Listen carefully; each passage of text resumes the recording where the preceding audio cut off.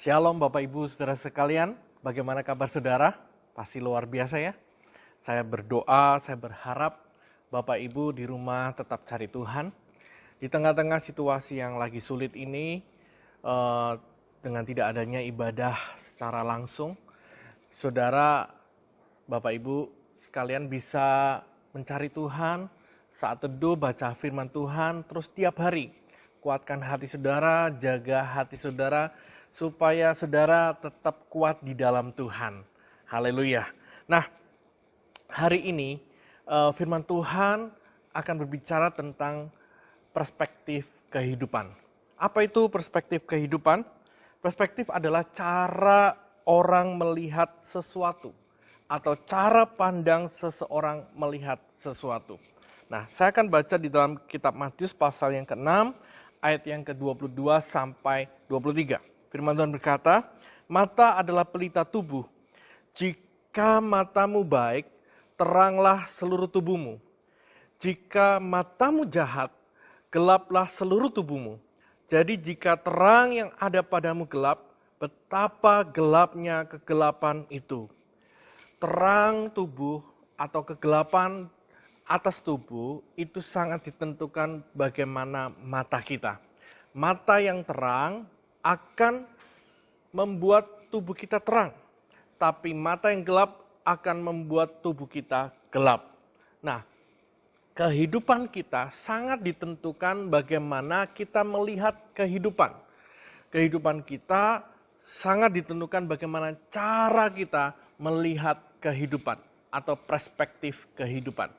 Nah, Bapak Ibu Saudara sekalian, di tengah-tengah dunia yang lagi kacau hari-hari ini, ya, kita lihat bisnis sepi, bahkan bukan hanya sepi, bisnis berhenti, banyak orang gulung tikar, banyak bisnis yang ditutup karena memang tidak bisa lagi berusaha, tidak bisa lagi berbisnis. Semua dalam keadaan sulit, perekonomian begitu sulit, menghimpit, bahkan banyak PHK di mana-mana. Sehingga pemerintah harus mengucurkan dana untuk rakyat kecil supaya mereka bisa tetap hidup dan bertahan hidup. Nah, Bapak Ibu saya sekalian, di tengah-tengah situasi yang sulit ini, di tengah-tengah situasi yang kacau ini, butuh cara pandang yang benar, butuh perspektif kehidupan yang benar. Supaya apa? Supaya kita tidak dikuasai oleh masalah, tapi kita menguasai masalah. Katakan amin saudara. Kalau kita memiliki perspektif kehidupan yang benar, maka apapun masalah kita tidak akan menguasai kita, tetapi kita akan menguasai masalah sehingga kita menjadi pemenang. Nah, Bapak Ibu saudara sekalian, dalam hidup ini selalu ada dua perspektif. Ya, selalu dalam kehidupan ini, di mana-mana saja, apapun, itu selalu ada dua perspektif. Yang pertama, sudut pandang manusia, atau fakta, atau realita kehidupan. Tetapi yang kedua adalah selalu bertentangan, sudut pandang itu seringkali bertentangan dengan sudut pandang anak-anak Tuhan. Manusia melihat seringkali berbeda dengan anak-anak Tuhan melihat. Ya, kalau manusia melihat itu cenderungnya melihat fakta. Tapi kalau anak-anak Tuhan melihat, cenderung kita melihat dengan kacamata iman. Nah, ada perspektif yang berbeda juga. Selalu ada perspektif positif dan perspektif negatif. Selalu juga ada pesimis atau optimis. Selalu di dalam dunia ini, selalu. Nah, mana yang kita pakai? Kacamata apa yang kita pakai? Itu sangat menentukan bagaimana kita menang terhadap setiap kesukaran hidup. Nah, hari ini kita mau belajar dari sebuah kisah yang sangat menarik, yaitu kisah 12 pengintai. Saya akan baca di dalam Bilangan 13 ayat yang ke-25 sampai 33, dan nanti kita perhatikan apa yang akan kita pelajari di sini. Firman Tuhan berkata, sesudah lewat 40 hari pulanglah mereka dari pengintaian negeri itu. dan langsung datang kepada Musa dan Harun dan segenap umat Israel di Kades, di padang gurun Paran. Mereka membawa pulang kabar kepada keduanya dan kepada segenap umat itu, dan memperlihatkan kepada sekaliannya hasil negeri itu. Mereka menceritakan kepadanya, kami sudah masuk ke negeri kemana kau suruh kami, dan memang negeri itu berlimpah-limpah susu dan madunya, dan inilah hasilnya. Hanya bangsa yang diam di negeri itu kuat-kuat, dan kota-kotanya berkubu dan sangat besar. Juga keturunan Enak telah kami lihat di sana. Orang Amalek diam di tanah Negeb, orang Het, orang Yebus, dan orang Amori diam di pegunungan. Orang Kanaan diam di sepanjang laut dan sepanjang tepi sungai Yordan. Kemudian Kaleb mencoba menenteramkan hati bangsa itu di hadapan Musa, katanya, tidak, kita akan maju dan menduduki negeri itu, sebab kita pasti akan mengalahkannya. Tetapi orang-orang yang pergi ke sana bersama-sama dengan dia berkata, kita tidak dapat maju menyerang bangsa itu karena mereka lebih kuat daripada kita. Juga mereka menyampaikan kepada orang Israel kabar busuk tentang negeri yang diintai mereka. Dengan berkata, negeri yang telah kami lalui untuk diintai adalah suatu negeri yang memakan penduduknya. Dan semua orang yang kami lihat di sana adalah orang-orang yang tinggi-tinggi perawakannya. Juga kami lihat di sana orang-orang raksasa, orang-orang Enak yang berasal dari orang-orang raksasa. Dan kami lihat diri kami seperti belalang, dan demikian juga mereka terhadap kami. Kali kita baca Bilangan pasal yang ke-14 ayat yang pertama. Lalu segenap umat itu mengeluarkan suara nyaring, dan bangsa itu menangis pada malam itu. Bersungut-sungutlah semua orang Israel kepada Musa dan Harun. Dan segenap umat itu berkata kepada mereka, sekiranya kami mati di tanah Mesir atau di padang gurun ini, mengapakah Tuhan membawa kami ke negeri ini, supaya kami tewas oleh pedang, dan istri serta anak-anak kami menjadi tawanan? Bukankah lebih baik kami pulang ke Mesir? Dan mereka berkata seorang kepada yang lain, baiklah kita mengangkat seorang pemimpin, lalu pulang ke Mesir. Lalu sujudlah Musa dan Harun di depan mata seluruh jemaat Israel yang berkumpul di situ. Tetapi Yosua bin Nun dan Kaleb bin Yefune, yang termasuk orang-orang yang telah mengintai negeri itu, mengoyakkan pakaiannya dan berkata kepada segenap umat Israel, negeri yang kami lalui untuk diintai itu adalah luar biasa baiknya. Wow, jika Tuhan berkenan kepada kita, maka Ia akan membawa kita masuk ke negeri itu dan akan memberikannya kepada kita. Suatu negeri yang berlimpah-limpah susu dan madunya. Hanya janganlah memberontak kepada Tuhan, dan janganlah takut kepada bangsa negeri itu, sebab mereka akan kita telan habis. Yang melindungi mereka sudah meninggalkan mereka, sedang Tuhan menyertai kita.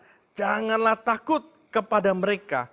Lalu segenap umat itu mengancam hendak melontari kedua orang itu dengan batu. Tetapi tampaklah kemuliaan Tuhan di kemah pertemuan kepada semua orang Israel. Tuhan berfirman kepada Musa, berapa lama lagi bangsa ini menista aku, dan berapa lama lagi mereka tidak mau percaya kepadaku. Sekalipun sudah ada segala tanda mujizat yang kulakukan di tengah-tengah mereka, aku akan memukul mereka dengan penyakit sampar dan melenyapkan mereka. Tetapi engkau akan kubuat menjadi bangsa yang lebih besar dan lebih kuat daripada mereka. Lalu berkatalah Musa kepada Tuhan, jikalau hal itu kedengaran kepada orang Mesir, padahal engkau telah menuntun bangsa ini dengan kekuatanmu dari tengah-tengah mereka. Nah, sampai di situ bacaan kita. Nah, kalau kita baca di ayat-ayat ini, kalau kita lihat kisah dari bangsa Israel pada waktu itu, bangsa Israel pada waktu ada di ujung penentuan kehidupan mereka. Apakah mereka akan keluar dari padang gurun? Apakah mereka akan keluar dari kesulitan hidup mereka? Atau mereka akan tetap di padang gurun? Mereka sudah berjalan 40 tahun. Nah, keluar dan tidaknya itu sangat ditentukan oleh perspektif para pengintai. Ada 12 pengintai, tapi 12 pengintai ini memiliki dua cara pandang yang berbeda. Nah, kita bisa simpulkan bahwa mereka yang 10 itu memiliki cara pandang bahwa negeri itu negeri yang menyeramkan. Sekalipun penuh dengan susu dan madu, tapi negeri itu penduduknya memakan manusia. Mereka membesarkan kesulitan, mereka membesarkan keseraman, mereka membesarkan kesukaran. Tapi ada dua pengintai yang namanya Yosua dan Kaleb. Yosua dan Kaleb itu memberitakan kabar, meyakinkan, memberikan optimisme kepada bangsa Israel dan pemimpin, yaitu Musa. Nah, kita lihat, mereka sama-sama melihat hal yang sama. Tapi mereka memiliki cara pandang yang berbeda. Mereka lihat hal yang sama, tapi cara mereka melihat itu berbeda. Nah, saudara-saudara, yang penting bukan apa yang kita lihat, yang penting bukan apa yang kita alami, tapi yang paling penting bagaimana cara kita melihat. Nah, apa perbedaan dua pengintai itu dan 10 pengintai? Perbedaan yang sangat mendasar adalah dua pengintai, cara pandangnya itu melibatkan Tuhan. Tapi 10 pengintai, cara pandangnya itu hanya melihat fakta. Nah, saudara ada di posisi mana? Seringkali kita menjadi pribadi yang seperti 10 pengintai. Kita hanya melihat fakta. Kita hanya mendengar fakta. Kita hanya melihat kondisi situasi tanpa melibatkan Tuhan dalam kehidupan kita. Tapi beda, dua pengintai perkataannya itu menunjukkan bahwa mereka melibatkan Tuhan. Ya. Mereka mengatakan tentang Tuhan, bagaimana kedahsyatan kalau Tuhan menyertai mereka. Maka negeri itu akan menjadi milik bangsa Israel. Nah, saudara, perspektif yang berbeda itu dasarnya adalah karena kita mau melibatkan Tuhan atau kita hanya melihat fakta. Mana yang saudara pilih? Kalau saudara lihat fakta, maka kesulitan yang saudara besarkan. Kalau saudara hanya melihat fakta, maka kesukaran yang membuat saudara khawatir dan takut. Tapi kalau saudara melihat bersama dengan Tuhan, maka saudara akan menjadi pemenang. Nah, apa pentingnya sudut pandang dalam kehidupan? Apa pentingnya perspektif dalam kehidupan? Kita bisa jumpai di kisah ini, ada sekitar 6 hal yang penting yang bisa kita ambil menjadi pelajaran bagi kita, supaya kita memperhatikan bagaimana cara kita melihat kehidupan.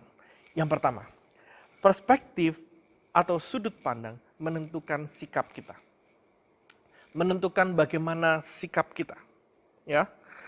Di dalam Bilangan pasal yang ke-13 ayat yang ke-28 berkata, hanya bangsa yang diam di negeri itu kuat-kuat dan kota-kotanya berkubu-kubu dan sangat besar.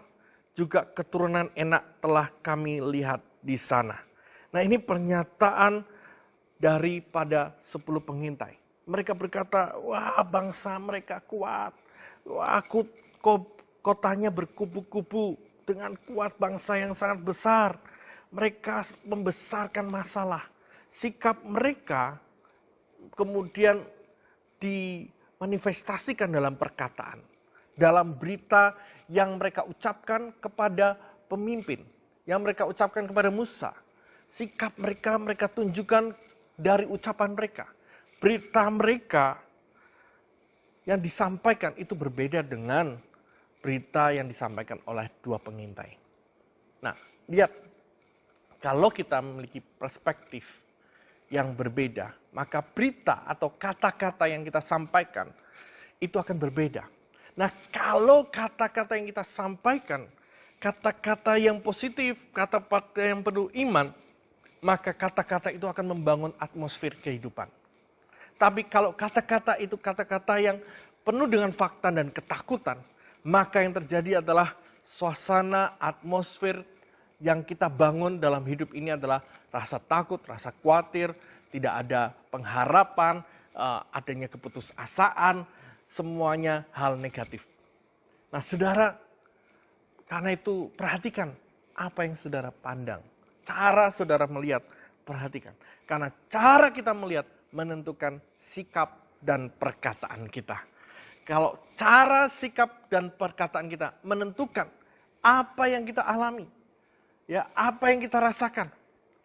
Kalau sikap kita benar, perkataan kita benar, ya, mereka akan menjadi orang-orang yang kuat dan optimis. Nah, saudara, ketika bangsa Israel mendengar perkataan dari 10 pengintai, mereka menangis, menjerit, ya, mereka bersungut-sungut, bahkan mereka berkata ganti pemimpin.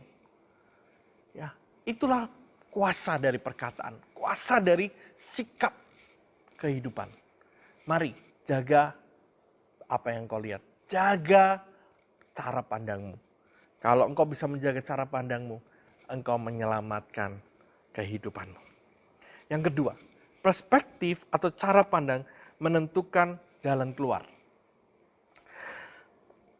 Coba bayangkan, kalau waktu itu Musa itu mendengarkan 10 pengintai saja.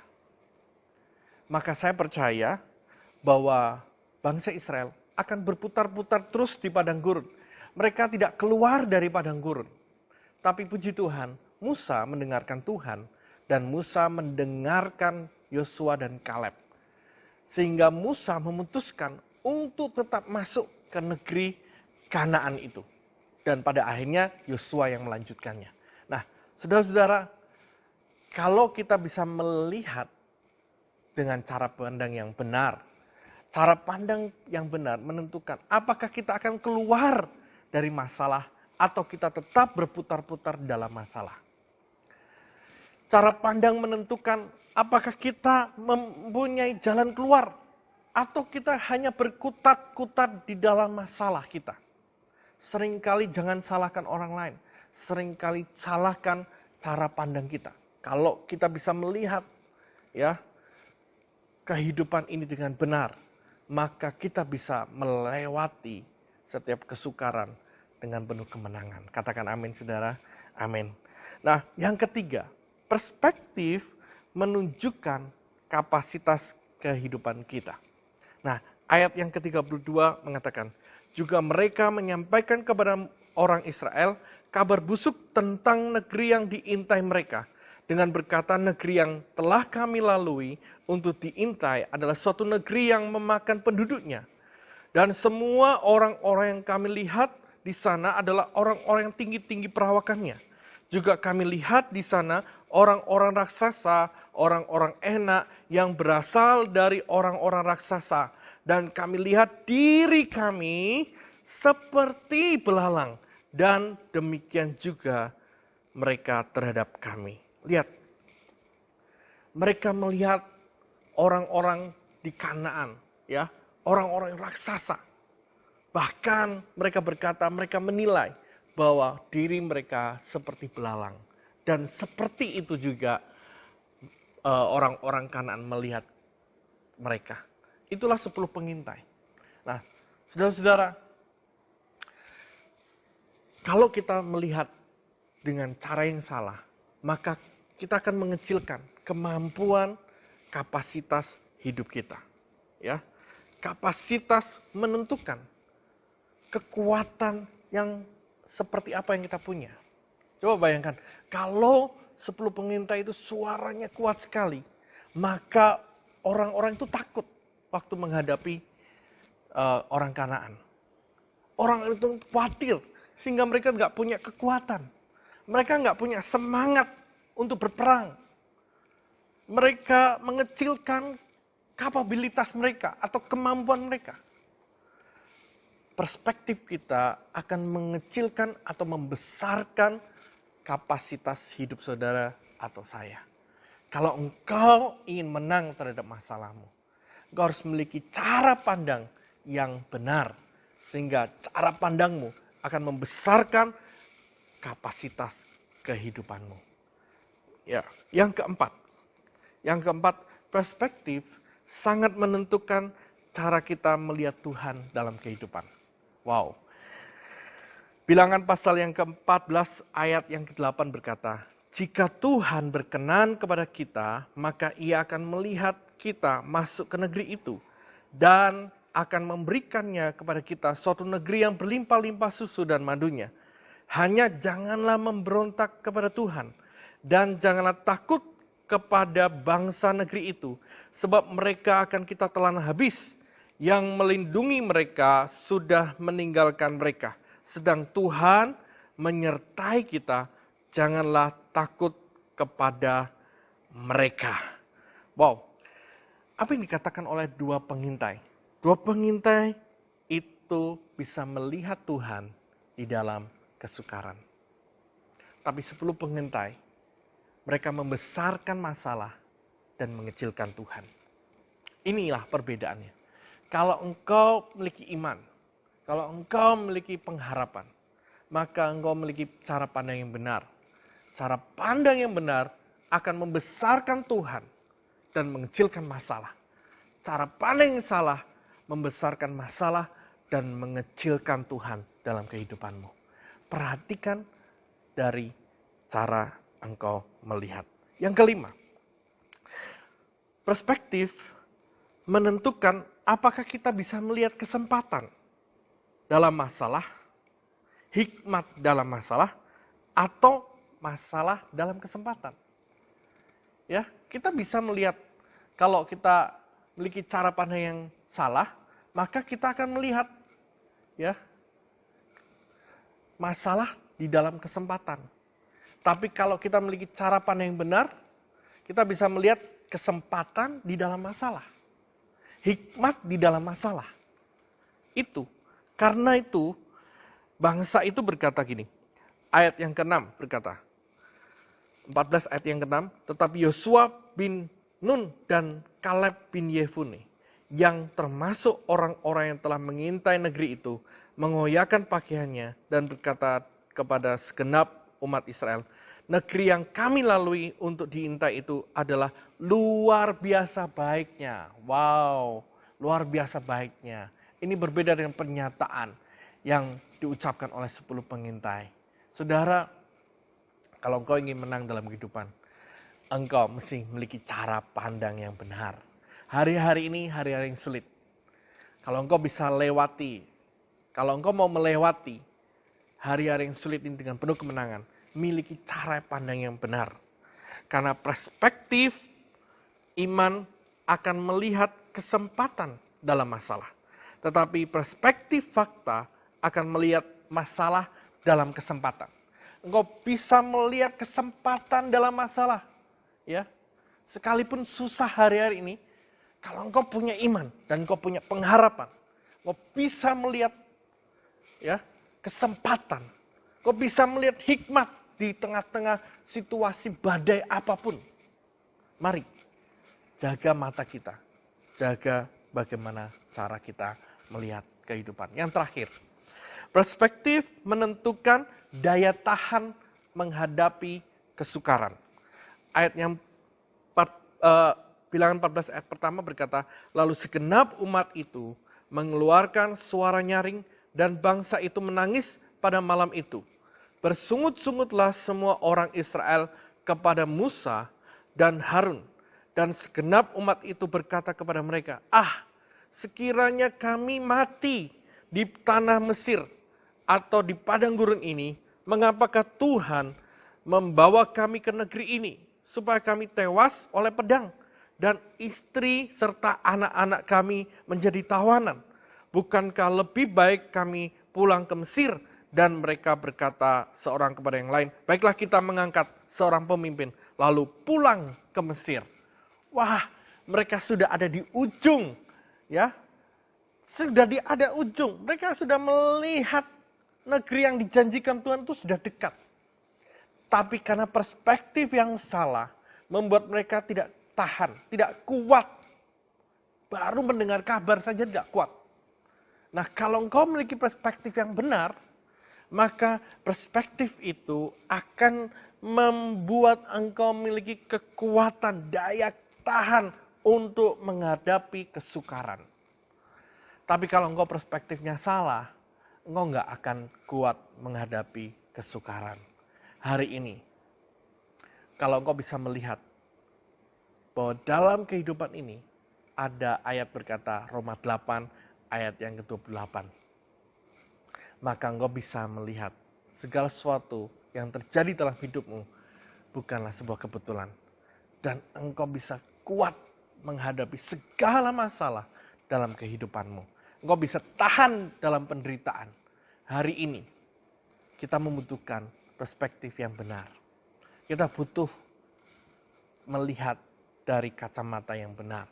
Yaitu melihat dari kacamata iman. Melihat dari kacamata Tuhan. Bukan hanya fakta yang kita lihat, tapi sertakan Tuhan dalam setiap penglihatanmu. Saya berdoa firman Tuhan ini akan memberkati saudara-saudara sekalian. Firman Tuhan ini akan menguatkan hati saudara. Mari, kalau saudara hari-hari ini takut, perbaiki kacamata saudara. Perbaiki cara saudara melihat kehidupan ini. Maka engkau bisa menjadi pemenang dalam kehidupan. Dan engkau bisa melewatinya bersama dengan Tuhan. Tuhan Yesus memberkati saudara sekalian. Mari kita berdoa. Bapa di surga, kami datang kepada Tuhan. Biar mata kami, mata yang terang. Biar mata kami, mata yang penuh dengan pengharapan. Kami melihat dari kacamata iman, bukan dari kacamata fakta. Kami melihat segala sesuatu yang terjadi ini dari hikmat-Mu Tuhan, bukan hikmat manusia. Sehingga kami kuat dalam segala situasi apapun. Kami bisa melewatinya dengan kemenangan. Terima kasih Bapa, terima kasih. Berkati setiap orang-orang yang mendengar berita ini. Engkau menguatkan hati mereka, meneguhkan iman mereka. Terima kasih Bapa. Di dalam nama Yesus kami mengucap syukur. Haleluya, haleluya. Amin.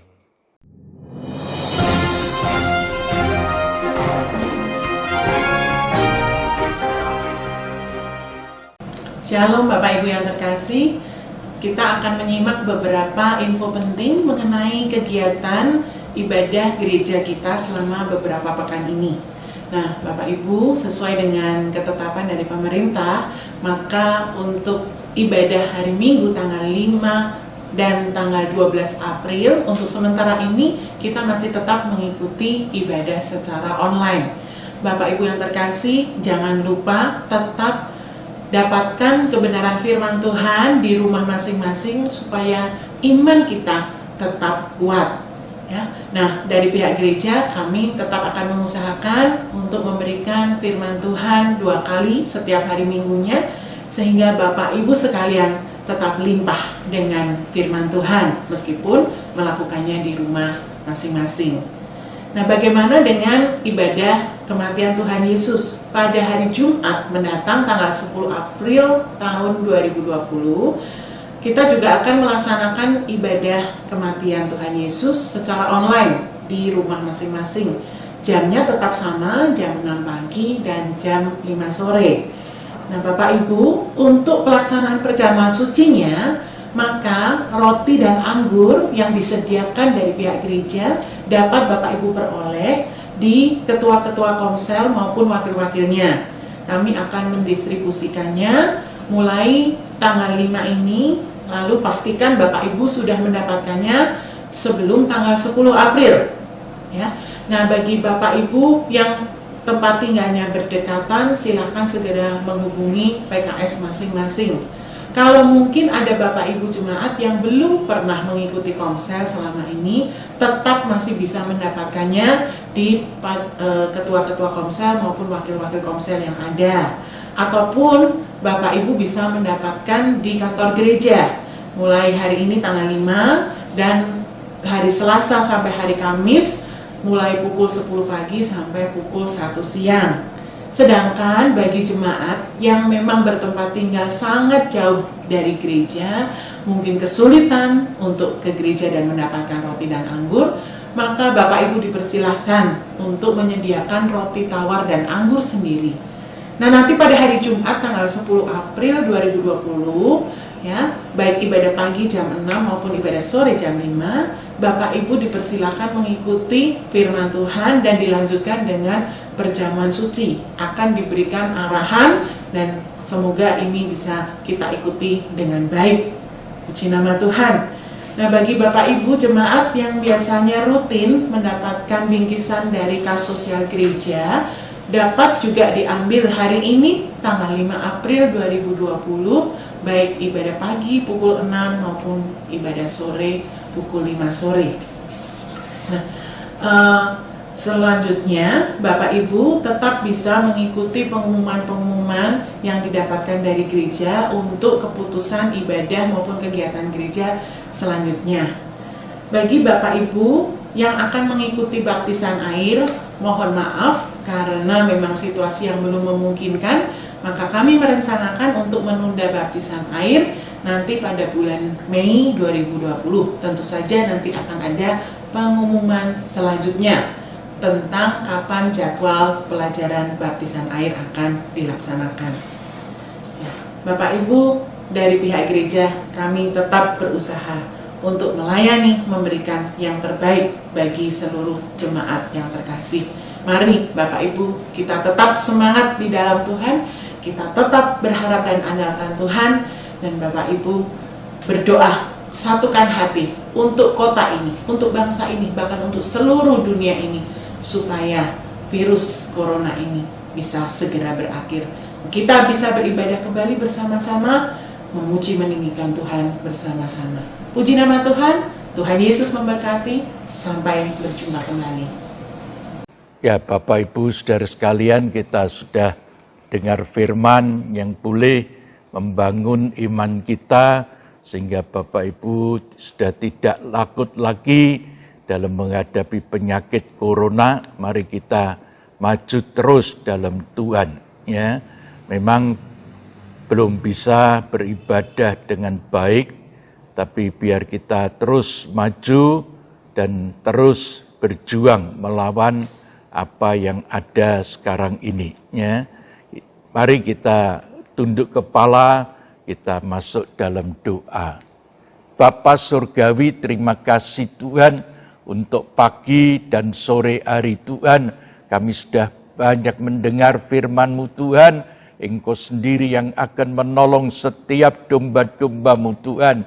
Baik yang bisa beribadah, yang tidak bisa beribadah, yang bisa mendengar melalui online Tuhan. Kiranya semua menjadi berkat bagi sidang-Mu Tuhan. Berkati mereka walaupun ada di desa, di gunung Tuhan, di kota, Engkau berkati mereka semua Tuhan. Terima kasih Bapa, yang lemah Engkau kuatkan, yang kekurangan Engkau berkati, yang dalam masalah Engkau campur tangan Tuhan. Bahkan yang sakit-sakit Tuhan, Engkau tolong Tuhan semuanya, sehingga sembuh ya Bapa. Terima kasih Tuhan, terima kasih. Berkati setiap domba-domba-Mu Tuhan. Terima kasih Bapa. Sebentar Bapak Ibu, saudara sekalian, dimanapun Bapak Ibu berada, kiranya turunkan berkat terima berkat dari Tuhan, mulai hari ini sampai selama-lamanya. Bapa, terima kasih. Bapa, terima kasih. Bapa di dalam surga. Ku berterima kasih. Amin. Makasih, Tuhan memberkati.